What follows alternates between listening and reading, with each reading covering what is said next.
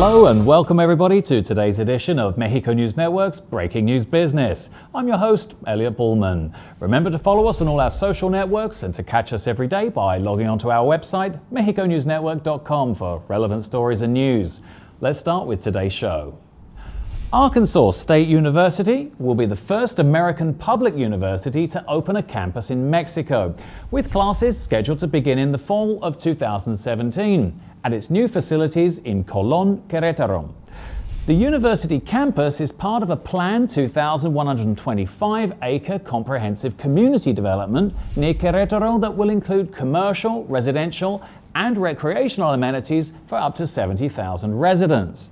Arkansas State University Campus Querétaro, a private business foundation in Mexico, is funding Phase 1's $75 million in construction work. ASU Colón expects to enroll close to 1,000 students next summer, and expectations are that enrollment will reach 4,500 students in the next 4 years. Up to 30% will be foreigners, mainly from Asian, Central, and South American countries. The initial degree programs cover 3 major subject areas: business and communications, engineering and technology, and science, all taught in English. Students will receive a degree valid in both the United States and Mexico. 2 master's degrees programs will also be available in business management and engineering management. ASU has a 20-year plan to reach its maximum planned capacity of 20,000 students, creating 1,000 direct jobs with the creation of a full-blown university city with housing and leisure and cultural centers for students and faculty. The long-term development plan also includes the creation of an industrial park and a research center, both catering to the needs of the region's industry and the economic training of students. The state of Querétaro has the greatest economic and demographic growth in the country, said Ricardo Gonzalez of the ASU Campus Querétaro.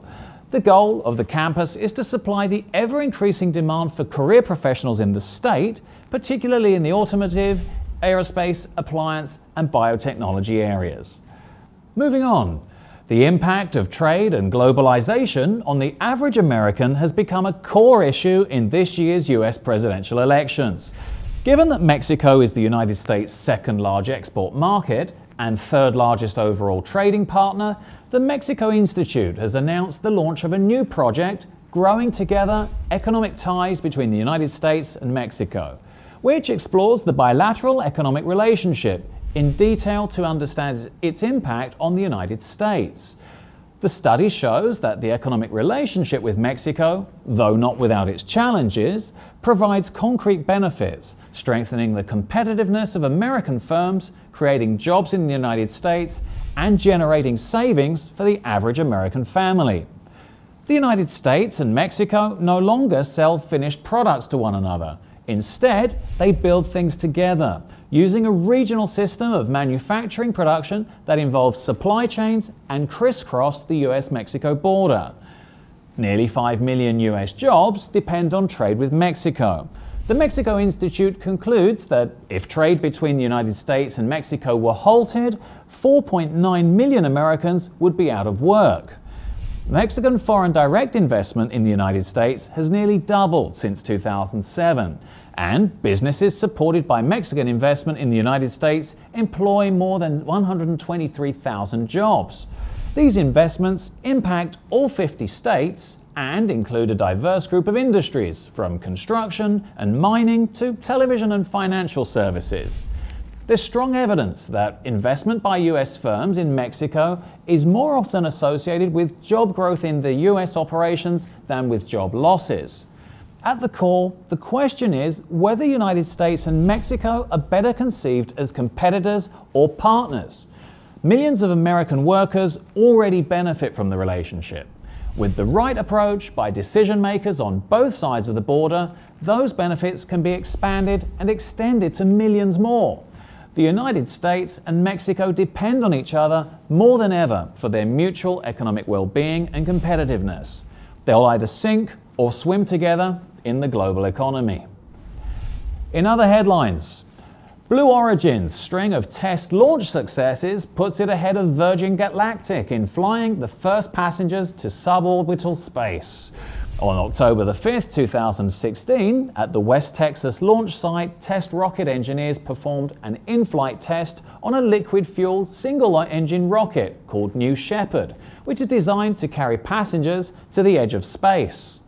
This launch, the sixth successful one in a year and a half for Blue Origin, the aerospace company founded by Amazon.com Chief Executive Officer Jeff Bezos, highlighted efforts to make the craft disaster-proof. A month earlier, an orbital rocket from Elon Musk's SpaceX blew up on the launch pad, taking a $200 million Facebook satellite with it. Richard Branson's Virgin Galactic, the front-runner in suborbital spaceflight tests, has had to rebuild after its Spaceship Two rocket plane fatally crashed 2 years ago. Given its recent space flights, Blue appears to be in the lead right now, says Doug Messier, managing editor at space industry blog Parabolic Arc. Blue Origin said in October that it will fly test astronauts next year and paying passengers the year after. Barring further production delays, Branson's company should still be able to start commercial flights around the same time Blue Origin does, says Phil Smith, senior space analyst at the Towery Group, a consulting firm. Virgin says it's already booked about 700 reservations for 5-minute tastes of weightlessness at the edge of space. Tickets cost $250,000 each, and the company has received at least $89 million in upfront deposits for reservations, according to the Financial Times. Between research scientists and wannabe astronauts, there should be plenty of customers for more than one suborbital spaceflight company, says Jeff Faust, a senior writer for Space News magazine. Parabolic's Messier says many who've waited years for a glimpse of the final frontier will probably be happy to book a trip on either craft. It's likely, he says, that some people will want to do both. And finally, let's take a look at the markets. The Mexican peso increased 0.36% to 19.27 from 19.2 in the previous trading session. The peso changed up 3.16% during the last week, down 0.1% during the last month, and was up 17.53% during the last year. Mexico's IPC index decreased 1.47% to 47,303 from 48,007 in the previous trading session.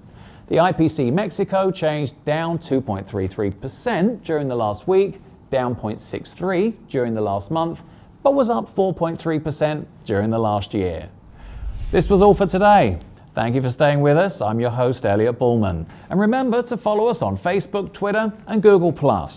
Log on to our website, mexiconewsnetwork.com, for more information on Mexico and the world. Until next time.